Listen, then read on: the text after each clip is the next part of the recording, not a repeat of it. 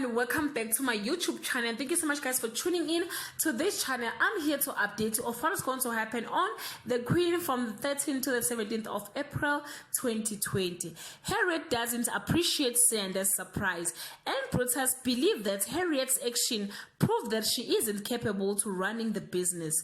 Vuyiswa tries to muscle her way into the Stokvel, and Goodness need help protecting herself from a bully.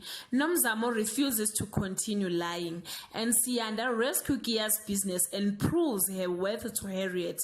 Goodness wants blood for betrayal she has suffered. Siyanda overstepped the mark by trying to win acceptance from Kagiso's family, and everyone at the police station noticed Vuyiswa's change of attitude. Guys, this is all I have for today. You can leave your comment below and share your thoughts. Till we meet again, I love you so much guys. Bye.